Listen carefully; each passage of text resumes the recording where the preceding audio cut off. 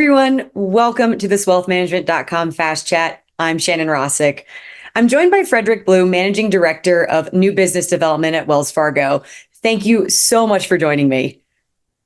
Oh, Shannon, it's my pleasure to be here this afternoon with you. So I've really been looking forward to this conversation as I'm a big sports fan. So having the sports and wealth management industries collide is just certainly a highlight to talk about. So I want to dive right in.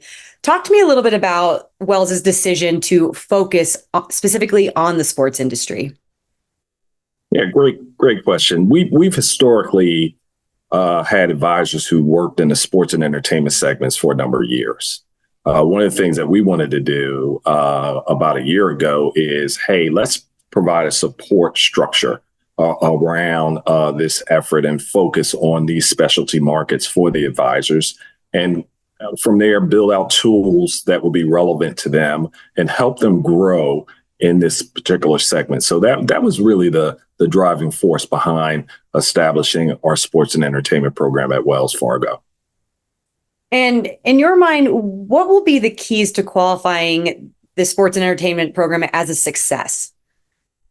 Yeah, I think number one, I think I already mentioned it, help advisors grow their business, right? Help them find new clients. So if we can build out tools that will help them effectively prospect in this marketplace and open up doors through specific events and experiences that align with that objective, I think that's one area. The other area is just from a leadership standpoint, help leaders recruit advisors who have a specialty focus on this market as well. So those are two critical factors. I will name a third one, and that really is to drive more education and expertise. And that's why we made the decision to partner with the Kaplan Organization and the College of Financial Planning to offer a sports and entertainment and accredited wealth advisor designation. And it's a pretty extensive program that gives advisors that foundational expertise in understanding the nuances and complexities of working with investors and professionals in sports and entertainment. And something that's so smart about this program is that it was built by advisors and for advisors. And from what I understand, you're only one of two institutions with a sports and entertainment program, right? That is correct. In terms of having a third-party accredited program through a college. There are other firms that have sports and entertainment efforts that have more of an internal program where the advisors go through a series of modules and get a certification from that firm. But this is through an accredited college like the College of Financial Planning. So we were very excited about that when that partnership evolved. And I want to go back to something you said about education, because obviously that's such a critical component of this program. So what are some of the initiatives Wells is undertaking within the sports industry? Yeah, those initiatives, when you mentioned education, and that's so important, and we like to refer to it as financial empowerment. It's really about empowering these individuals within sports and entertainment, especially when they're young in their financial life cycle, to learn about concepts and subject matter around their finances. It's extremely important. One of the things that we're doing is, we have a relationship with an organization called Game Plan. And it is to offer a digital platform that will facilitate, financial education and curriculum that we'll continue to build out and provide, once again, the institutions that we partner with work with a number of universities today, HBCUs, as well as some of the top power schools, university athletic departments in this space. To be able to facilitate that education and evolve it as we build it out. And what trends are you particularly watching in this space? I would imagine NIL is probably top of mind. NIL is top of mind. It is indeed.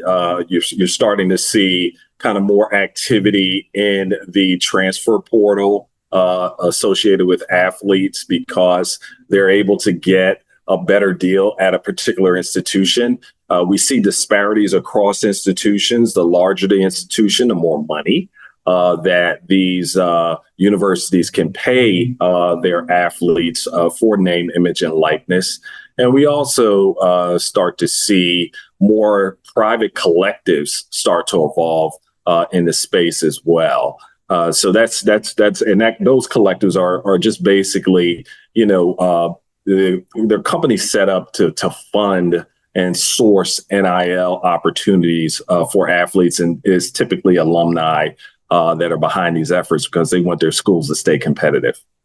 Well, and it makes a lot of sense because you ultimately want to connect with these athletes early on to establish a relationship with them.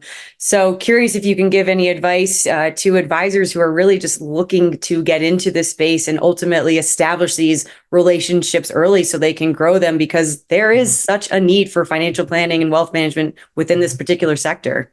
Well, I would say, first it's about building relationships, right? So if they can connect with centers of influence in this space, like agents, like managers on the entertainment side, for example, because that's another component that we're supporting through the program as well.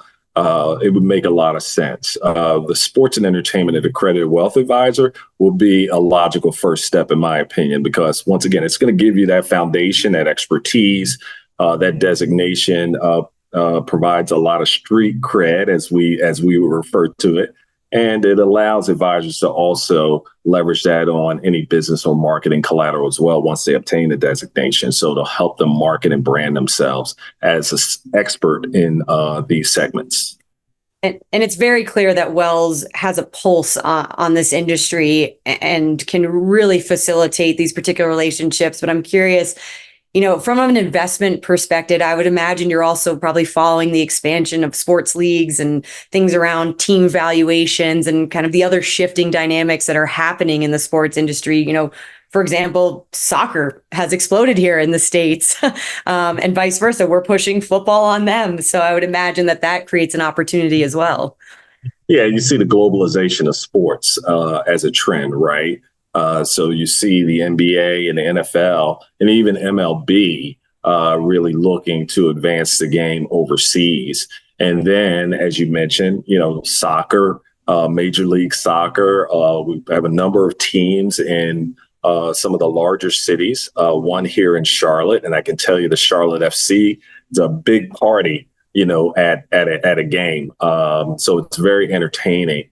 And what we also see is you'll see the opportunity for future expansion in sports across each one of the major leagues. It doesn't happen often, but when it does happen, it also opens up doors for pools of minority investors to invest in a team at obviously lower percentages, but it also creates a pipeline for when these majority owners decide to transition those teams and sell those teams and have a liquidity event. So you'll see that continue to evolve in this industry. Yeah, and as you mentioned, the sports ecosystem is always expanding, evolving, and it's very clear that Wells is evolving with them to really meet the needs of clients at that time. So, Frederick, incredibly enlightening. I appreciate your insights, and you're certainly just well positioned to help. So, thank you so much for your time. It is certainly my pleasure, and we want to make sure that we bring the whole firm of capabilities to clients and prospects, and that's our goal at the end of the day. And once again, our advisors are at the center of that. And just to wrap it all up, where can folks learn more? Where should they go? Well, they can go to our website. If they go on Google and just they can enter in Wells Fargo Sports and Entertainment, it'll take them directly to our site. Right. Well, sounds good. And thank you again for the information. Thank you, Shannon. It's been such a pleasure.